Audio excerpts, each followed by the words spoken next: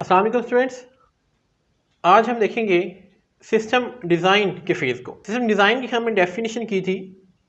System design हमारे पास एक ऐसा फ़ेज़ होता है जिसमें हम अपने सिस्टम का डिज़ाइन तैयार करते हैं, यानी कि हम अपने सिस्टम का एक स्केच तैयार करते हैं। जिस तरह आप जब अपना घर बनाते हैं तो घर बनाने से पहले आप क्या करते हैं, उसका एक स्केच तैयार करवाते हैं। उस स्केच के अंदर आपके घर के मुतालिक तमाम की तमाम जो डिटेल्स हैं कि उसमें रूम्स कितने होंगे, कितनी उनकी विड्थ लेंथ होगी, ये तमाम की तमाम चीज़ें बयान होती हैं। तो फिर उस स्केच को देखते हुए आप अपना घर तैयार कर लेते हैं।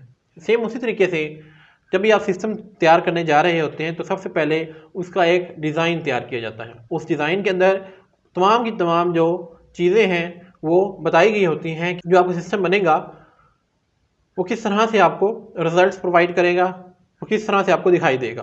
तो जब हम सिस्टम की बात करते हैं तो हम सिस्टम के दो तरह के डिज़ाइन तैयार करते हैं। नंबर वन हमारे पास होता है लॉजिकल डिज़ाइन, नंबर सेकंड में हमारे पास होता है फिजिकल डिज़ाइन।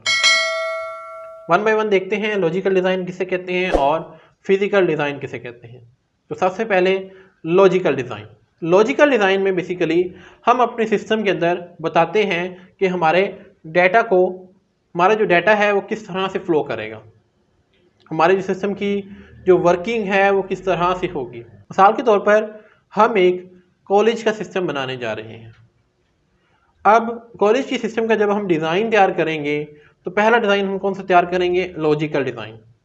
लॉजिकल डिज़ाइन में हम ये बताएंगे कि तमाम के तमाम जो स्टूडेंट्स हैं उनका डाटा किस तरह से स्टोर किया जाएगा, कौन सी डेटाबेस को हम यूज़ करते हुए उन स्टूडेंट्स का डाटा स्टोर करेंगे और हम किस किस तरह का डाटा स्टोर करेंगे। मिसाल के तौर पर हम कहते हैं कि हम उसकी सिर्फ फ़ी डिटेल्स को स्टोर करना चाहते हैं, हम उनके जो एग्जामिनेशन मार्क्स हैं वो स्टोर करना नहीं चाहते। तो यह हम किस में बताएंगे, ये हम अपने लॉजिकल डिज़ाइन के अंदर बताएंगे। इसके अलावा हम बता सकते हैं कि हम कौन सा सॉफ्टवेयर यूज़ करेंगे जिस सॉफ्टवेयर के अंदर आप लोग उन तमाम स्टूडेंट्स का डाटा सेव करेंगे। डिफरेंट किस्म के प्रोग्राम्स को यूज़ करते हुए हम अपना लॉजिकल डिज़ाइन तैयार करते हैं। लॉजिकल डिज़ाइन के अंदर हम हो सकते हैं, हमारे पास ER डायग्राम हो सकती है, इसके अलावा डाटा फ्लो डायग्राम्स हम बनाते हैं, गैंट चार्ट हम बनाते हैं। ये तमाम की तमाम टेक्निक्स हैं, ये हम अपने लॉजिकल डिज़ाइन को बनाने के लिए इस्तेमाल करते हैं। लॉजिकल डिज़ाइन के अंदर हम अपने जो नए सिस्टम से मुतल्लिक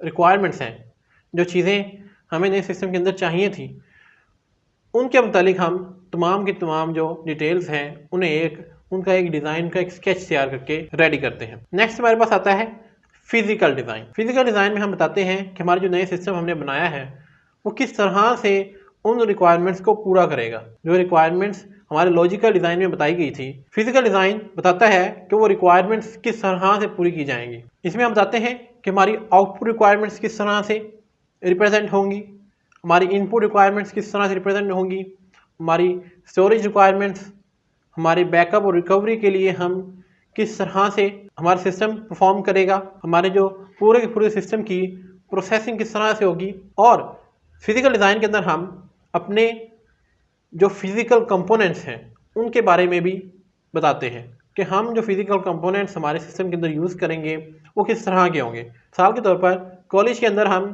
कितने नंबर ऑफ़ कंप्यूटर यूज़ करेंगे, उन कंप्यूटर्स की कैपेसिटी क्या होगी, उनकी प्रोसेसिंग स्पीड कितनी होगी, उनकी स्टोरेज कैपेसिटी कितनी होगी, कौन कौन सी हम इनपुट डिवाइसेस को यूज़ करेंगे, कौन कौन सी हम आउटपुट डिवाइसेस को यूज़ करेंगे। इसके अलावा उस पूरे के पूरे सिस्टम को कंट्रोल किस तरह से किया जाएगा। इन तमाम की तमाम जो चीज़ें हैं ये हम अपने फिजिकल डिज़ाइन के अंदर बताते हैं। लॉजिकल और फिजिकल डिज़ाइन के बाद सिस्टम डिज़ाइन के फेज़ में हम एक रिपोर्ट तैयार करते हैं। इस रिपोर्ट को हम अपनी हायर मैनेजमेंट को सबमिट करवा दी जाती है, जहाँ पर इस रिपोर्ट के अंदर हमारे पास तमाम के तमाम जो डिज़ाइन हमने तैयार किए हैं वो मौजूद होते हैं। जो आपकी हायर अथॉरिटीज़ हैं, हायर मैनेजमेंट है, उस रिपोर्ट को स्टडी करती है, उसके बाद वो यहाँ तो इसे अप्रूव करती है, यहाँ इसे फिर अनअप्रूव करके आपको इसमें चेंजेस के लिए भी कह सकती है। तो ये हमारे पास था सिस्टम डिज़ाइन, हमारे SDLC के फेज़ के अंदर सिस्टम डिज़ाइन किस तरह से काम करता है। आज के लिए इतना ही, मिलते हैं नेक्स्ट लेक्चर के अंदर। Thank you very much.